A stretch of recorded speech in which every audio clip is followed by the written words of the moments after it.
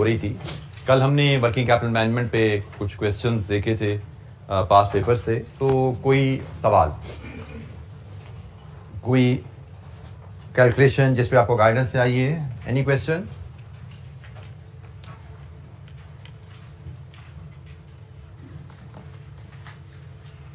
अच्छा जी, working capital पे एक क्वेश्चन हमारे पास और है, हम उसको देखते हैं, उसके बाद फिर हम नेक्स्ट टॉपिक पे बात शुरू करेंगे।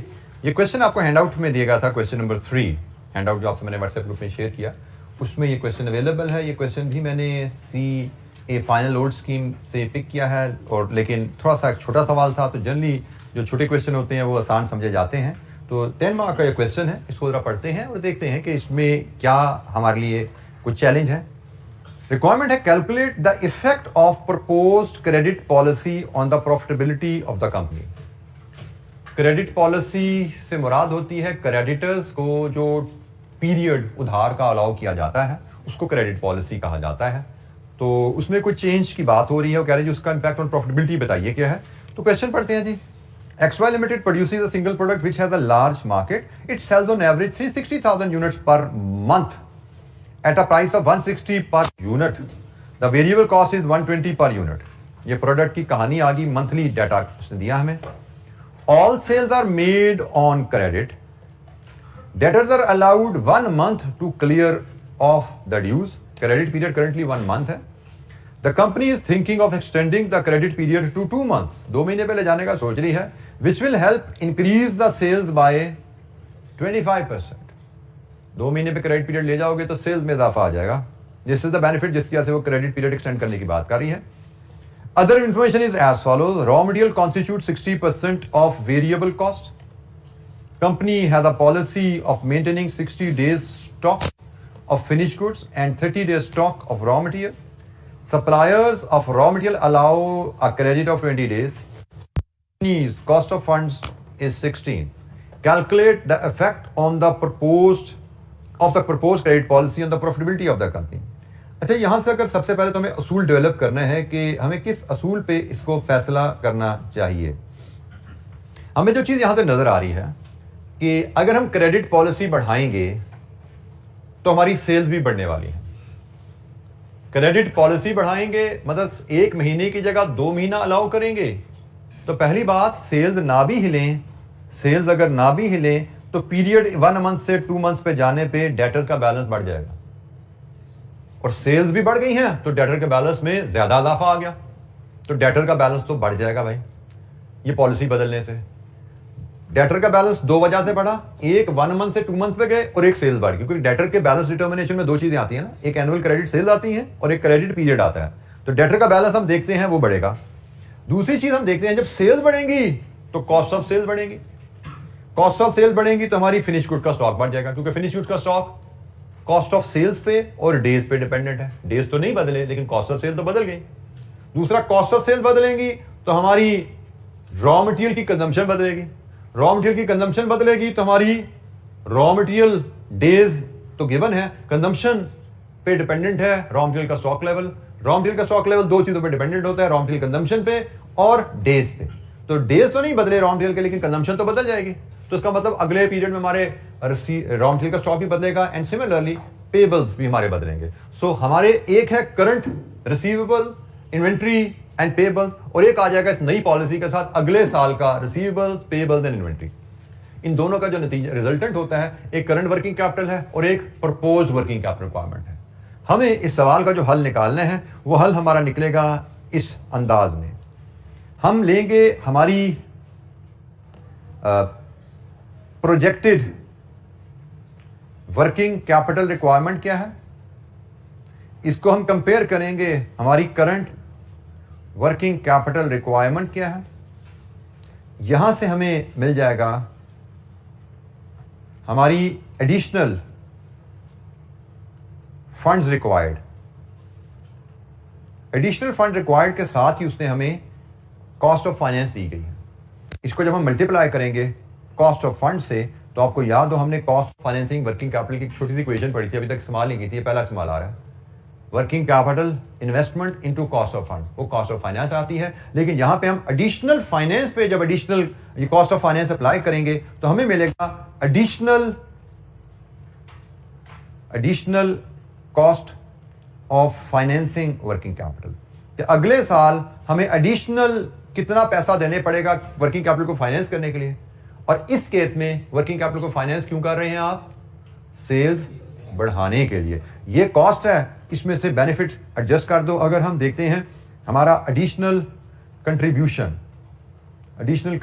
हमें क्या मिलेगा, और फिर हम यहां पे नेट देख लेंगे।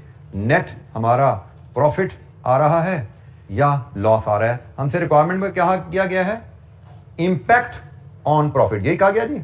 इस पॉलिसी का इंपैक्ट ऑन प्रॉफिट बताइए। तो पॉलिसी का इंपैक्ट ऑन प्रॉफिट बताने के लिए हमें ये वर्किंग सारी करनी पड़ेगी।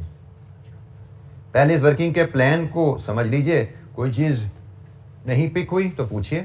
हमें देखना है हमारा, अगर हम पॉलिसी इंप्लीमेंट करते हैं, प्रोजेक्टेड वर्किंग कैपिटल रिक्वायरमेंट क्या होगी, हमारी करंट वर्किंग कैपिटल रिक्वायरमेंट क्या है, एडिशनल कितना पैसा हमें अगले साल इंजेक्ट करना पड़ेगा। उस एडिशनल पैसे पे रेट हमें ऑलरेडी गिवन है, कॉस्ट ऑफ फंड 16%। तो जो पैसा है उसको 16% से मल्टीप्लाई करेंगे। अगले साल की additional cost of financing working capital क्या है, और इस कॉस्ट के बदले हमें फायदा क्या होना है? Additional contribution. इन दो को कंपेयर करके हम देखेंगे नेट प्रॉफिट या लॉस क्या आ रहा है। This is our effect on P&L, increase और डिक्रीज। बल्कि हम उसने इफेक्ट पूछा है तो मैं इसको शायद इस अंदाज में दिखाना ज्यादा मुनासिब समझूंगा। Effect on profitability, increase oblique decrease, effect on profitability. दूसरा भी लिखते थे, कोई हर्ज नहीं था, लेकिन ये मुझे लगता है ज्यादा बेहतर अंदाज है, बेहतर प्रेजेंटेशन है कि प्रॉफिटेबिलिटी में इजाफा आएगा या कमी आएगी, वो हम इन दो वैल्यूज के कंपैरिजन से देख पाएंगे। वन बाय वन हम तमाम वैल्यूज पे काम करना शुरू करें। जैसे मुझे लगता है एडिशनल कंट्रीब्यूशन निकालना सबसे आसान और क्विक है। पहले मैं इसी को वर्कआउट कर लेता हूं। अगर मैं क्रेडिट पॉलिसी बदलता हूं तो मेरी जो एडिशनल सेल्स होंगी मंथली वो 360,000 का 25% होंगी। एडिशनल सेल्स ऐसे ही है, मेरी एडिशनल सेल्स ये हैं। और इस पे मुझे जो कंट्रीब्यूशन आएगा वो प्राइस पहले पैरा में ही अवेलेबल है और वेरिएबल कॉस्ट भी पहले पैरा में ही अवेलेबल है। ये मेरा मंथली इंक्रीज इन सेल है, ये मेरा मंथली इंक्रीज इन कंट्रीब्यूशन है। लेकिन कॉस्ट ऑफ फंड चूंकि सालाना बन रहा है तो इसको भी 12 से मल्टीप्लाई कर दो। एनुअल इंक्रीज इन कंट्रीब्यूशन क्या है बताइए जनाब? एनुअल इंक्रीज इन कंट्रीब्यूशन क्या आएगा हमारा? 43200 000। चलें जी, ऐसे ही आने दे। रुपीज में फिगर फिलहाल आ रही हैं तो रुपीज में जाने दीजिए। हम रुपीज इन 1000 भी वैसे कर सकते थे, यहाँ पे फिगर काफी बड़ी थी, लेकिन चल लिख दिया। ये एडिशनल कंट्रीब्यूशन है जो हम कमाएंगे अगर हम इस पॉलिसी को इंप्लीमेंट करते हैं। अब मैं करंट वर्किंग कैपिटल को पहले वर्किंग वन से ले आता हूं। मेरी करंट वर्किंग कैपिटल रिक्वायरमेंट कितनी है? करंट वर्किंग कैपिटल जो मुझे डाटा दिया गया है उसके मुताबिक मेरे रिसीवेबल्स या डेटर्स कह लीजिए, इसमें प्लस करूंगा मैं रॉ मटेरियल इन्वेंट्री, इसमें मैं प्लस करूंगा फिनिश गुड्स इन्वेंट्री, और इसमें से लेस करेंगे हम creditors trade payables. Trade payables कह लीजिए, क्रेडिटर्स कह लीजिए, एक ही बात है। तो मेरी करंट वर्किंग कैपिटल रिक्वायरमेंट यहां से मुझे मिलेगी। रिसीवेबल्स, मेरी रिसीवेबल की पॉलिसी है 1 मंथ। 1 मंथ रिसीवेबल पॉलिसी का मतलब मेरा डेटर बैलेंस 1 महीने की क्रेडिट सेल के बराबर है, ऐसा ही है। तो फार्मूले में हर दफा फार्मूले में जाना जरूरी नहीं होता। 1 महीने की क्रेडिट सेल 360,000 इंटू 160, इतनी सी बात है। यही है ना मेरी 1 महीने की सेल, और सारी सेल क्रेडिट है। तो हर जगह वो डेटर क्रेडिटर बटा दिस इंटू 365 करना जरूरी नहीं होता। If you know the concept कि डेटर पीरियड 1 मंथ का मतलब है कि डेटर बैलेंस 1 महीने की क्रेडिट सेल के बराबर है, तो वो फिगर में गिवन है। 1 महीने में 3,60,000 यूनिट बेचते हैं और 160 की प्राइस है। तो जनाब हमारा रिसीवेबल बैलेंस कितना है? 5760 000। लीजिए जी, 57 मिलियन है ये, 57,600 000। ये हमारा रिसीवेबल बैलेंस है। इन्वेंट्री बैलेंस चाहिए। इन्वेंट्री पीरियड कितने आज? ये हमें बताया गया है। इन्वेंट्री हमारा डिपेंड करता है मटेरियल यूजेज के ऊपर, ठीक है, और इन्वेंट्री का बैलेंस हमारा डिपेंड करता है इन्वेंट्री पीरियड के ऊपर। तो रॉ मटेरियल का पीरियड गिवन है जी हमें कितना? 20 डेज। रॉ मटेरियल का पीरियड 20 डेज है। अब जरा तुझे से देखिएगा, 3,60,000 raw material period is, note number 2 में है शायद, company has a policy of maintaining 60 days of stock of finish goods and 30 days stock of raw material. Raw material का 30 डेज है, सप्लायर का 20 डेज है, फिनिश गुड्स का 60 days है। तो हम रॉ मटेरियल की बात कर रहे हैं। यह है 1 महीने की सेल्स, यह है 1 महीने की वेरिएबल कॉस्ट, और यह है 1 महीने की मटेरियल कॉस्ट। ऐसा ही है। हमें इसने कहा रॉ मटेरियल इन्वेंट्री 30 डेज है, इसका मतलब रॉ मटेरियल का स्टॉक 30 डेज की कॉस्ट के बराबर होता है। आगे इसके अलावा कुछ नहीं करना, खत्म होगी बात। बताइए कितना है रॉ मटेरियल स्टॉक?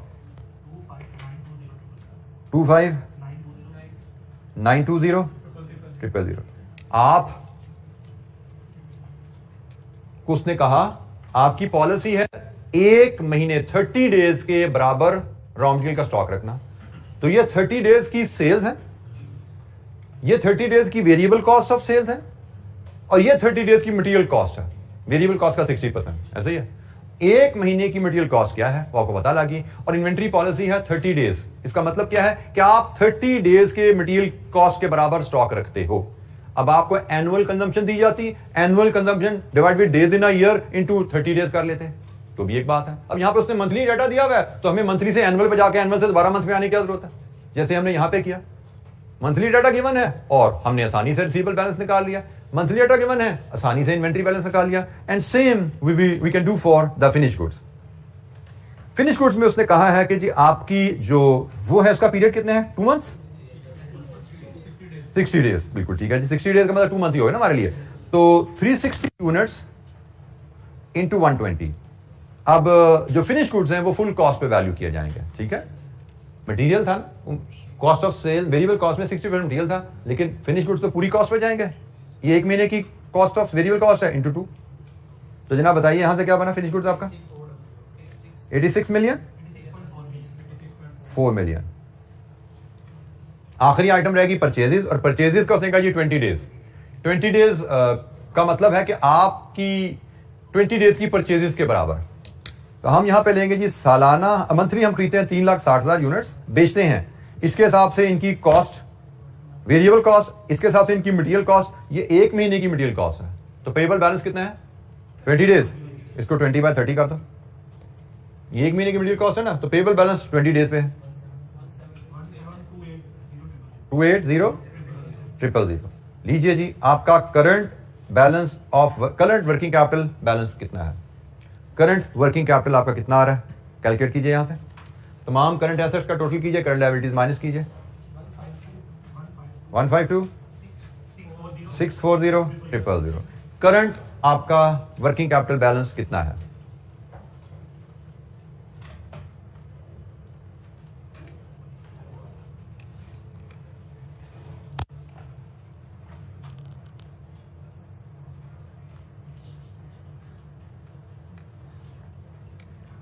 $152,640।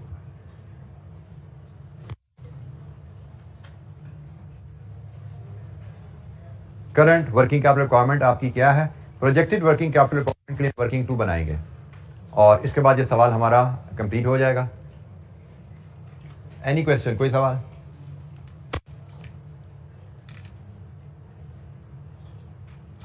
मैं इसकी थोड़ी सी वर्किंग को स्मार्टली जरा यहाँ पे प्रेजेंट करूँ। मुझे लग रहा है कि हम बड़ी बेहतर अंदाज में बड़ा आसानी से चीज़ों को यहाँ पे मैनेज कर सकते हैं। मैं वर्किंग 1 में ही रहते हुए ये हमारा करंट, और ये एक प्रोजेक्टेड का कॉलम यहीं पे मैं बनाता हूँ, मैं प्रोजेक्टेड, और मैं इसकी कैलकुलेशन के लिए इफेक्ट जो है उसको इनकॉर्पोरेट करूँगा यहाँ पे। वर्किंग 2 नहीं, हम वर्किंग 1 से ही इसको भी हैंडल करने जा रहे हैं। अब जरा तुझे से देखिएगा, हमारे रिसीवेबल बैलेंस 2 महीने की सेल पे चले जाएंगे, और सेल्स भी अब हो जाएगी 25% से ज़्यादा। तो यही रिसीवेबल बैलेंस पकड़ें, इसमें 25% सेल का इजाफा डालें, और इसमें 2 मंथ्स ज़रा 2 कर दें। ऐसा ही है। अगर सिर्फ पीरियड 1 मंथ से 2 मंथ होता तो इसने डबल हो जाना था, लेकिन सिर्फ पीरियड 1 मंथ से 2 मंथ नहीं हुआ, सेल्स भी 25% से बढ़ गई है ना। तो आप फार्मूले से आओ या लॉजिकली स्मार्टली ऐसे वर्क कर लो, एक ही बात है। दोबारा सुनो, ये 1 महीने की सेल पे खड़ा हुआ है। अगर हम कहें कि सेल्स वहीं की वहीं है, सिर्फ पीरियड 2 महीने कर दें तो इसमें सिर्फ 2 हो जाना था। लेकिन अब हम कह रहे हैं सेल्स भी 25% बढ़ जाए तो सिर्फ 2 भी होगा और 25% से भी सेल्स की वजह से इफेक्ट भी आएगा। तो जनाब इससे प्रोजेक्टेड देखो आप कहां जाता है आपका 144 मिलियन। अच्छा जी, इसके बाद नेक्स्ट इन्वेंट्री। पिछली इन्वेंट्री हमारे पास है। इन्वेंट्री में सिर्फ वॉल्यूम का चेंज आ रहा है या पीरियड का भी चेंज आ रहा है? सेल में तो 2 चेंज आ गए थे ना, वॉल्यूम का भी आ गया, पीरियड का भी आ गया। इन्वेंट्री में सिर्फ वॉल्यूम का चेंज है, तो आपको सिर्फ इसको 1.25 से मल्टीप्लाई करना है, ऐसा ही है जी। तो जनाब इन्वेंट्री बैलेंस कहां गया? 32.4 million. Similarly inventory finish goods, volume का चेंज है या डेज भी चेंज हो रहे हैं? सिर्फ वॉल्यूम का चेंज है, 1.25 108 मिलियन। सेम गोज फॉर पेबल्स, सिर्फ वॉल्यूम बदल रहा है या पीरियड भी बदल रहा है? पेबल पे भी सिर्फ वॉल्यूम का इफेक्ट ही आएगा ना, कॉस्ट ऑफ सेल्स बदलेगी, परचेजेस बदलेंगी, पीरियड तो नहीं चेंज हो रहा है इसका। तो जनाब इसको भी आपने सिंपली 1.25 करना है, 1.25 करना है। तो बताइए जनाब कितना आ गया? 21.6 मिलियन। लीजिए जी, यहां से आप देखिए आपका रिवाइज्ड वर्किंग कैपिटल रिक्वायरमेंट क्या आती है, प्रोजेक्टेड वर्किंग कैपिटल रिक्वायरमेंट। आपको अगले साल कितना वर्किंग कैपिटल चाहिए होगा अगर आप इंक्रीज इन सेल्स को टारगेट करते हो? 262.8 मिलियन। 262.8 मिलियन। हमने इस वर्किंग को स्मार्टली प्रेजेंट कर दिया कि भाई करंट लेवल से अगले साल हम जाना चाह रहे हैं, तो क्या क्या इंपैक्ट्स आएंगे। सिर्फ डेटर्स हैं जिस पे 2 इंपैक्ट आ रहे हैं, डेटर्स पे, रिसीवेबल्स पे। वॉल्यूम का भी इंपैक्ट आ रहा है और पीरियड का इंपैक्ट भी आ रहा है, क्योंकि कंपनी क्रेडिट पॉलिसी बदल रही है। क्रेडिट पॉलिसी बदलने से सेल्स बढ़ गई हैं, तो क्रेडिट पॉलिसी का इंपैक्ट भी डेटर्स पे आ गया, सेल्स बढ़ने का इंपैक्ट भी आ गया। लेकिन बाकी जगह कहीं कंपनी पॉलिसी नहीं बदल रही, वो डेज वहीं के वहीं खड़े हैं। ये 1 मंथ पे है, ये 2 मंथ पे है और ये 20 डेज पे, इनमें कोई चेंज नहीं आया। इनको सिर्फ वॉल्यूम की हिट लगेगी कि वॉल्यूम की वजह से जब सेल्स बढ़ेंगी, कॉस्ट ऑफ सेल्स बढ़ेंगी, तो इनके बैलेंसेस भी बढ़ जाएंगे उसी प्रोपोर्शन में। तो हम अगेन, मैं फिर बात करूं, आप सालाना वैल्यूज निकाल के फार्मूला से लाएं, डिवाइड विद 360 इंटू 30 करके लाएं, या आप इस तरह एडजस्ट कर दें, एक ही बात है। ठीक है, तो हमने स्मार्टली एडजस्ट किया 62.8 मिलियन। अब यहां से बताइए आपका इंक्रीज एडिशनल फंड्स कितना आपको चाहिए अगले साल? 110.16 मिलियन। इस पे 16% सालाना कॉस्ट कितनी पड़ जाएगी आपको? 625 600। तो जनाब यहां से हम देखते हैं एडिशनल कंट्रीब्यूशन है, नेट इंक्रीज इन प्रॉफिट आ रहा है। कितना इंक्रीज इन प्रॉफिट है?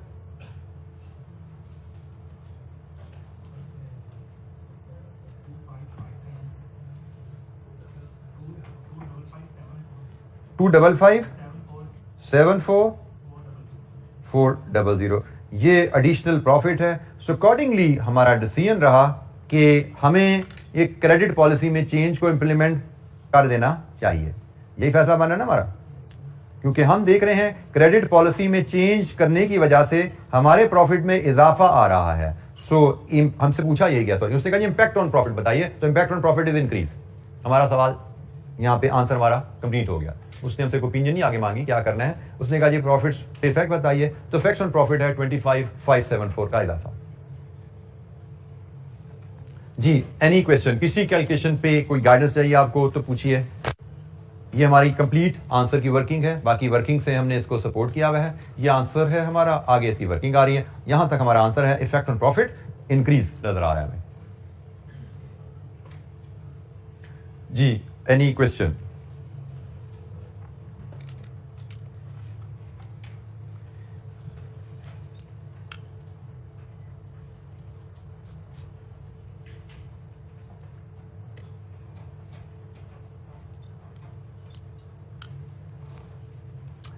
अच्छा जी, वर्किंग कैपिटल पे डिस्कशन हम अब कंप्लीट करते हैं और मूव करते हैं नेक्स्ट चैप्टर की तरफ। चैप्टर नंबर 5 हमारा मैनेजमेंट, मैनेजरियल फाइनेंस का। हम फाइनेंशियल मैनेजमेंट पढ़ रहे हैं MFA में, और फाइनेंशियल मैनेजमेंट में हम 4 चैप्टर कवर कर चुके हैं। 2 चैप्टर हमारे रहते हैं, एक बजटिंग है और एक रिस्क मैनेजमेंट है। बजटिंग का चैप्टर हिस्टोरिकली हमारे पास कैफ 8 में चल रहा था, कैफ 8 के ही सिलेबस का हिस्सा था। वर्किंग कैपिटल का चैप्टर जो हमने डिस्कस किया, मैंने आपसे शेयर किया, वो हमारा सीफैप से यहाँ पे आया है। कॉस्ट ऑफ कैपिटल सीफैप से आया हुआ है।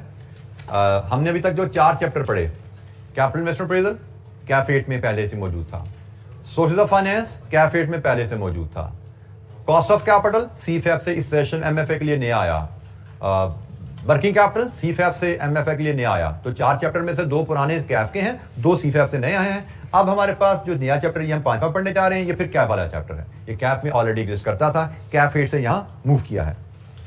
कैफ 8 में इस चैप्टर पे काफी फ्रीक्वेंटली क्वेश्चन आता था, और मुझे लगता है कि हम यहाँ पे भी कैफ 6 में भी एक्सपेक्ट करेंगे कि 10 दफा अगर हमारा पेपर बनेगा, 10 में से कम 7-8 दफा इस टॉपिक पे सवाल आएगा। ऑल्दो हम एनालिसिस देखते हैं रिसेंट अटेम्प्ट का, तो मॉडल पेपर में 10 नंबर का सवाल आया हुआ है और स्प्रिंग में सवाल नहीं आया हुआ, लेकिन मेरे हिसाब से 10 में से 7-8 दफा सवाल आना चाहिए। इसका मतलब कमिंग अटेम्प्ट में इस एरिया से सवाल आने की लाइक्लीहुड काफी ज्यादा है बजटिंग के क्वेश्चन से। अच्छा, इस चैप्टर का नाम तो है बजटिंग एंड फोरकास्टिंग। इसमें दोनों चीजें हम पढ़ते हैं, बजट क्या है, फोरकास्ट क्या है, दोनों पढ़ते हैं। फोरकास्टिंग के भी कुछ टूल्स हैं, उन पे बात भी होती है, और बजटिंग के भी टूल्स पे बहुत ज्यादा डिस्कशन हमारी रहती है।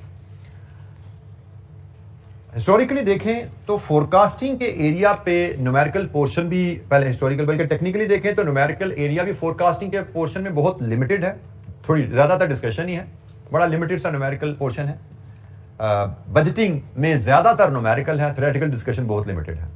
तो ये तो इनका कंट्रास्ट हो गया नेचर वाइज। फिर हिस्टोरिकली अगर हम देखें आईकैप का पैटर्न, तो आईकैप के पैटर्न में फोरकास्टिंग पे रेयरली क्वेश्चन हमें नजर आता है।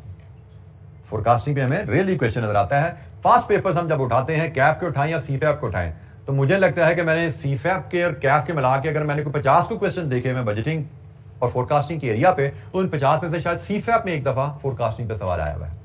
इतनी लेस लाइक्लीहुड है, बट ये कहानी थी पुरानी। अब आप आ गए नई स्कीम में जिसमें आ गया एमसीक्यू भी, तो यू नेवर नो, फोरकास्टिंग पे पूरा सवाल तो एग्जामिनर ना दे, लेकिन 1 या 2 एमसीक्यू 2-3 नंबर के दे सकता है। तो फोरकास्टिंग को हम करेंगे सिर्फ उतना ही जितना क्लासरूम में हमने पढ़ लिया, उससे ज्यादा कोई रिसर्च इस पर नहीं करनी है आपने। जितनी क्लासरूम में डिस्कशन होगी, जितना नोट्स में लिखा हुआ, दैट्स इट। आपने इसके ढूंढ के सवाल कहीं से पास पेपर में टाइम इस पे इन्वेस्ट नहीं करना। Budgeting, yes that is technical area, उस पे हम एक्सपेक्ट करेंगे हमें सवाल फुल फ्लैट सवाल उसी पे आना है, 10 का आता है, 12 का आता है, 15 का आता है, ये अब एग्जामिनर की मर्जी है। लेकिन बजटिंग पे वी विल एक्सपेक्ट हमें एक फुल फ्लैट न्यूमेरिकल क्वेश्चन मिलेगा सेक्शन बी में। फोरकास्टिंग पे हमारी एक्सपेक्टेशन रहेगी कि हमें अगर आएगा तो एमसीक्यूज में ही टेस्ट होगा, क्योंकि हिस्ट्री यही है।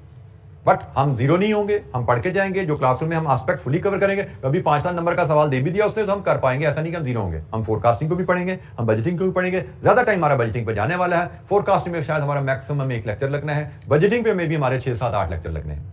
ठीक है, तो हमारा टाइम भी इसी हिसाब से इन्वेस्ट होने जा रहा है। तो जनाब बजटिंग फोरकास्टिंग हम टर्म बोली जा रहे हैं, सबसे पहले इनका मतलब तो समझे होता क्या है। ये बजट से मुराद है एन ऑर्गेनाइजेशनल प्लान, एक इदारे का plan. Plan is always about future, you should know that. Relating to a fixed future period express in numbers. Organisational plan relating to future express in number. Numbers में express किया जाए plan. किस तरह express किया जाता है, इसकी documents क्या होती हैं? Budgeted statement of comprehensive income, PNL जिसको हम कहते हैं, budgeted statement of financial position, budgeted statement of cash flows.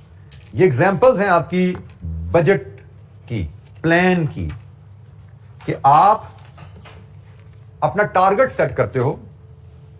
Plan को हम टारगेट भी कह सकते हैं कि आने वाले फ्यूचर पीरियड में आप कितना मुनाफा कमाना टारगेट करते हो।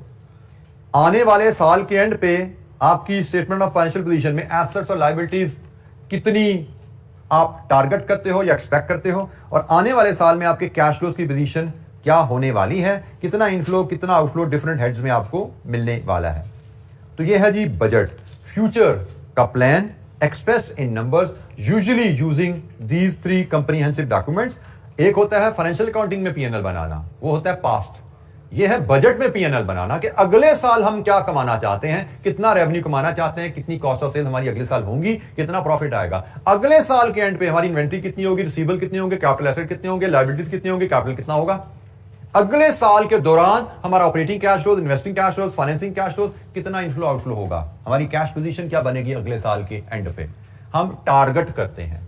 ये हमारा टारगेट है कि भाई अगले साल का ये हमारा प्लान है। इसमें मजीद बात करेंगे, but in short budget is the plan relating to a future period expressed in numbers. ये सारी डॉक्यूमेंट नंबर्स वाली हैं, P&L भी नंबर्स है, बैलेंस शीट भी नंबर्स है और कैश फ्लोज भी नंबर्स हैं। ये सारे नंबर्स हैं जिनकी हम बात कर रहे हैं।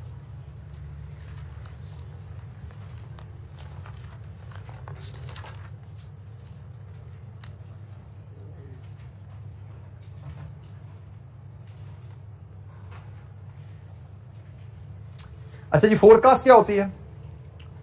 Forecast is use of historic data to determine the direction of future trends.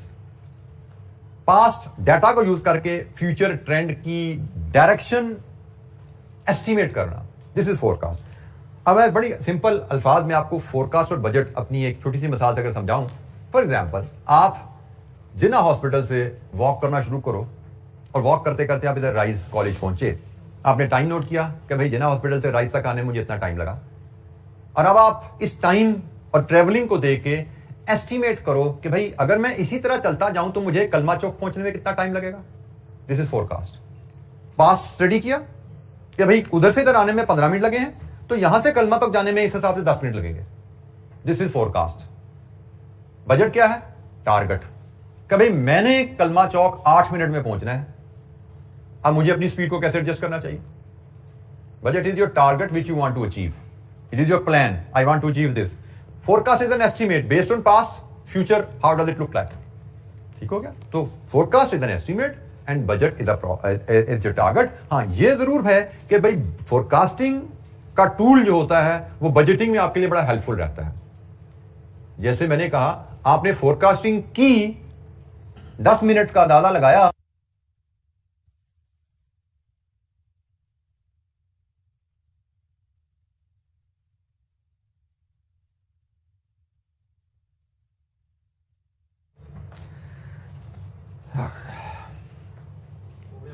हो गया ऑन।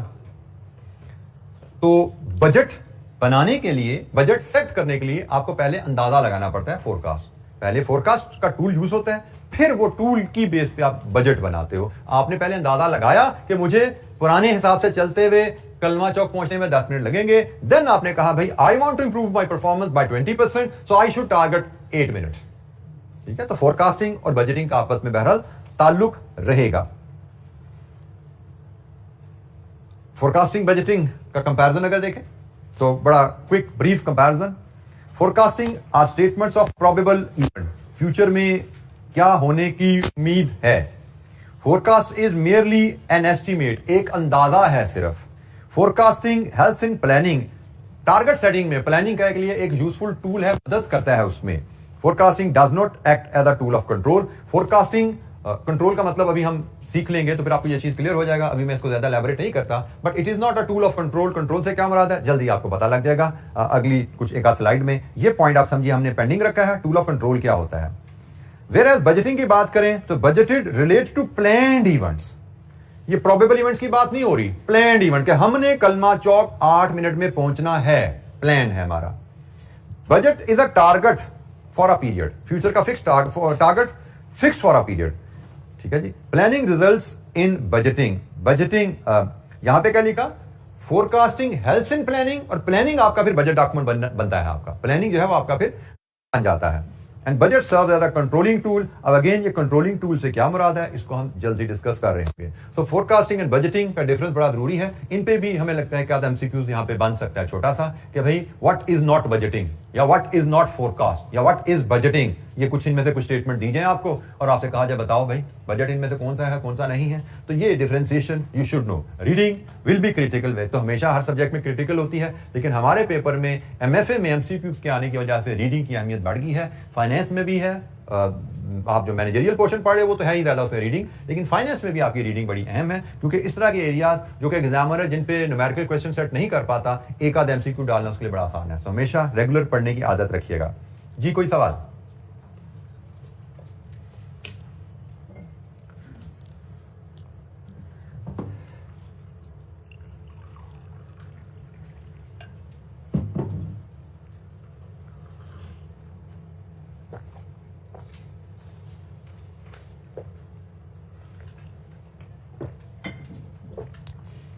अच्छा जी, हम फोरकास्टिंग पे बात शुरू करते हैं। पहले जो कि जैसे मैंने कहा छोटा रेलेवेंट पोर्शन है और इसमें ज़्यादा डिस्कसिव बातें हैं, न्यूमेरिकल पोर्शन भी आएगा इसमें। Types of forecast. हमने जब भी प्लानिंग करनी है, प्लानिंग से पहले हमें फोरकास्टिंग करनी पड़ती है। जैसे अभी हमने पिछली स्लाइड पे पढ़ा, फोरकास्टिंग हेल्प्स इन प्लानिंग। जैसे डिमांड सेल्स फोरकास्ट, हमें प्लान, हमने बजट बनाना है, बजट के लिए प्लान और प्लान के पीछे फोरकास्ट। हमने अगले साल कितने यूनिट्स बेचने हैं, उसके लिए पहले हमें सेल्स फोरकास्ट बनानी पड़ेगी। पास्ट ट्रेंड को देखते हुए अगले साल कितने यूनिट्स बेच सकते हैं, दिस इज सेल्स फोरकास्ट। कैसे करेंगे सेल्स फोरकास्ट, इसमें हम बात करेंगे आगे चल के। लेकिन सेल्स फोरकास्ट आप बनाओगे, फॉर एग्जांपल आपने अंदाजा लगाया पिछले 5 सालों में जैसे हमारी सेल्स का ट्रेंड रहा है, अगर हम उसी हिसाब से चलते रहे तो अगले साल हम 10,000 यूनिट्स बेचेंगे, दिस इज सेल्स फोरकास्ट। चलिए मैं इसको थोड़ा टारगेट से लिंक भी कर देता हूं कि भाई पिछले साल के हिसाब से चलते रहे, पिछले सालों के हिसाब से चलते रहे तो 10,000 बेचेंगे, बट हमने पिछले सालों के हिसाब से नहीं चलना, हमने बेहतर चलना है। Let's set a target at 12,000, हमने अगले साल 12,000 यूनिट बेचने हैं। तो आपने फोरकास्ट की तो फिर आप एक टारगेट सेट कर पाए कि हमने फोरकास्ट से पिछली परफॉर्मेंस के मुकाबले में बेहतर रिजल्ट देना है।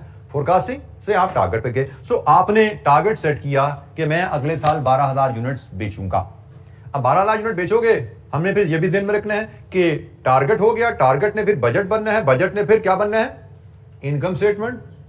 चलें to begin with income statement बननी है। तो अभी इनकम स्टेटमेंट में पहली फिगर क्या होती है, सेल्स।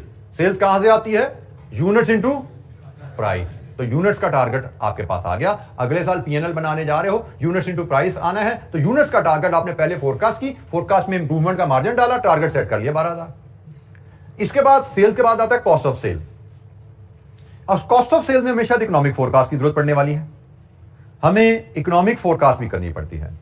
इकोनॉमिक फोरकास्ट क्या करती है, it involve forecasting future state of economy, expected inflation rates etcetera. सिर्फ इन्फ्लेशन, इसमें टैक्स भी आ जाता है, एटसेट्रा, टैक्स भी आ जाएगा इसमें। This is economic forecast.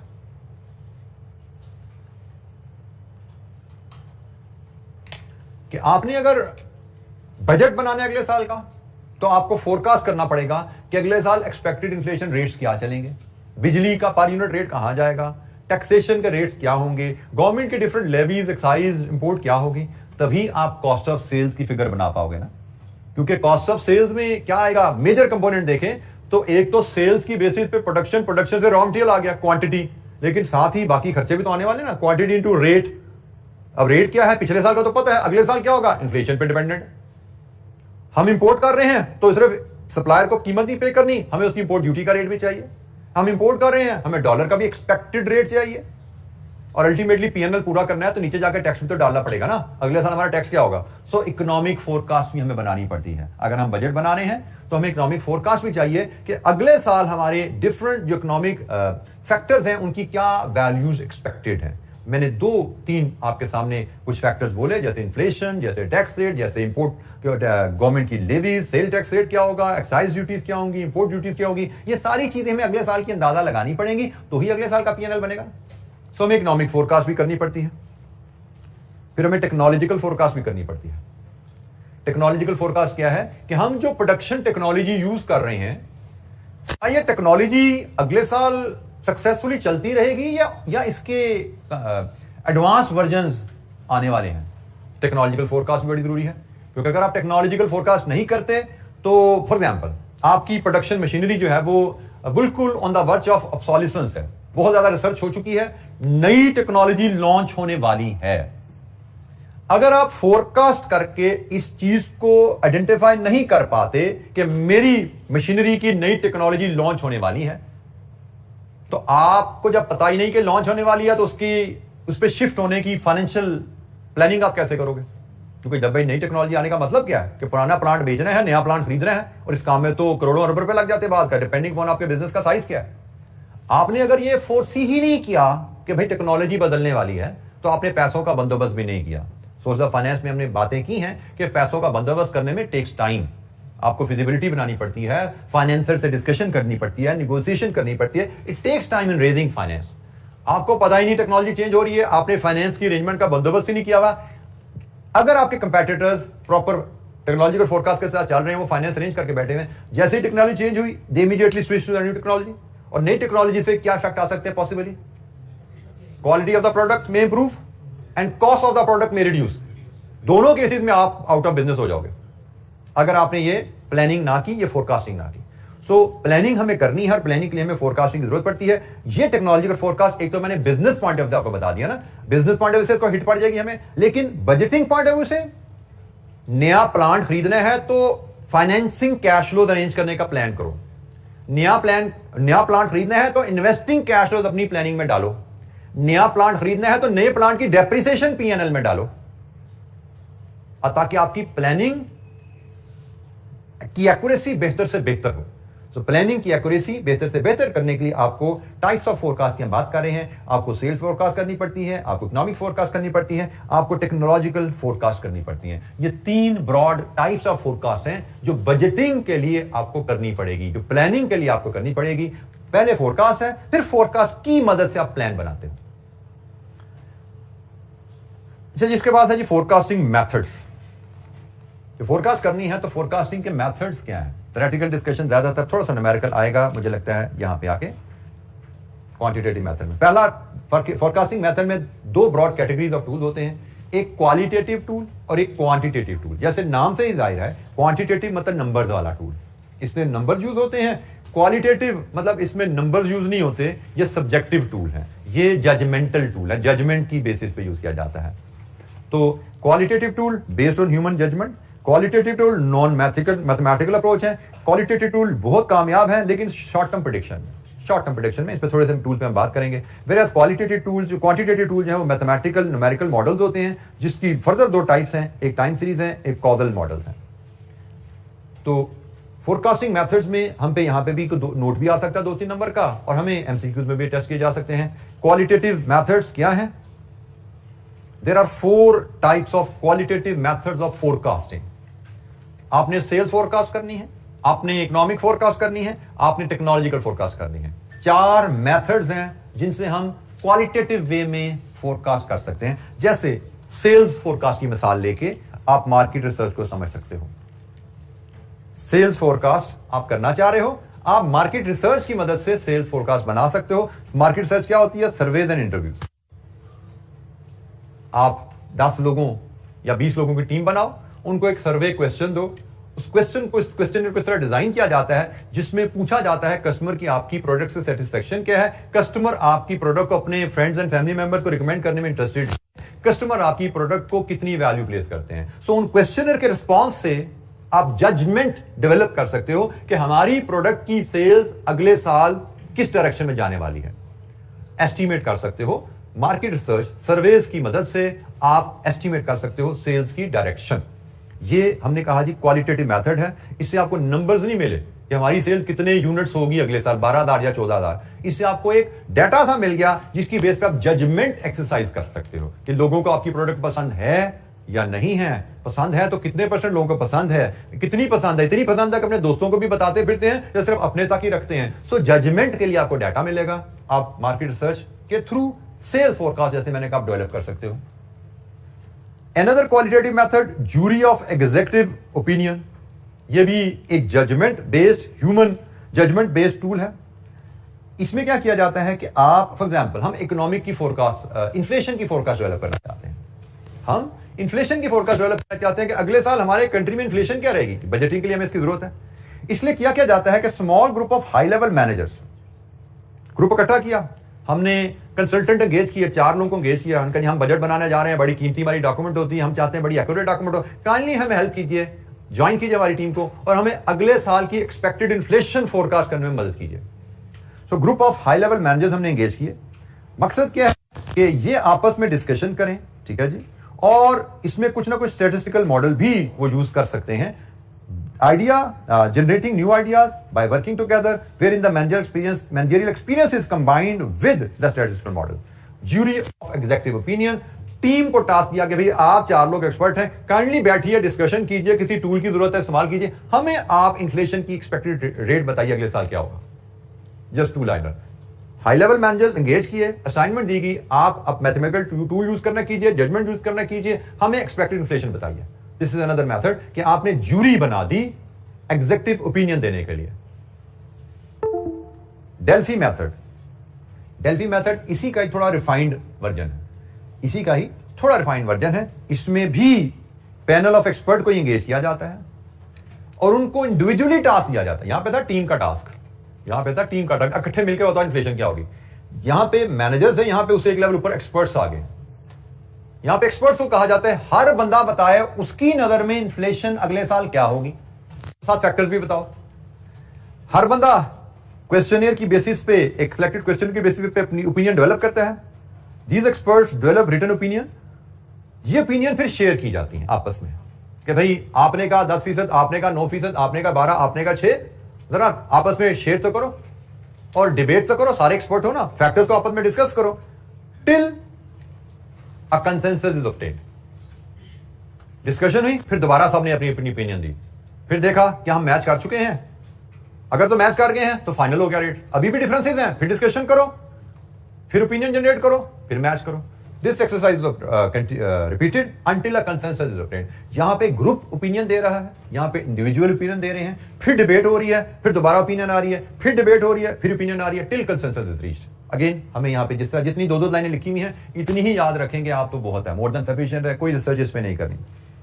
And finally फिर एक ये एस्टिमेट्स ऑफ सेल्स फोर्स, ये प्राइमरली सेल्स के बारे में यूज किया जाता है। यहां पे सेल्स के अलावा टेक्नोलॉजिकल फोरकास्ट भी आ सकती है, इकोनॉमिक फोरकास्ट भी आ सकती है, ठीक है जी। यहां पे सारी चीजें आ सकती हैं, technical sales, economics and technological. Sales estimate of sales force ये सिर्फ सेल्स के लिए यूज होता है कि आप सेल्स के लोगों को इकट्ठा करो कि भाई आप हमारे सेल्स फोर्स का फेस हैं, आप कस्टमर्स के पास जाते हैं, आप मार्केट में फिरते हैं, आप बताइए बेस्ड ऑन योर एक्सपीरियंस आपके एरिया में हमारी सेल्स अगले साल कितनी होगी, आपके एरिया में हमारी सेल्स अगले साल कितनी होगी। सो सेल्स फोर्स से जो बिल्कुल आपके फ्रंट वॉरियर्स हैं उनसे ओपिनियन लीजिए, वो भी आपको अंदाजा डेवलप करने में एक अच्छी मदद कर सकते हैं। तो हमने बजटिंग के चैप्टर में बजट और फोरकास्ट का मतलब देखा, टाइप्स ऑफ फोरकास्ट जिनकी हमें जरूरत पड़ती है उस पर बात की, और फिर फोरकास्टिंग टूल्स को हमने डिस्कस करते हुए क्वालिटेटिव टूल्स हमने डिस्कस किए हैं। क्वालिटेटिव टूल्स की डिस्कशन पे आज हम बात कंप्लीट करते हैं। हम नेक्स्ट टाइम जब मिलेंगे इंशाअल्लाह ताला तो हम क्वांटिटेटिव टूल्स पे हम बात शुरू करेंगे। आज के लिए इतना ही, थैंक यू वेरी मच।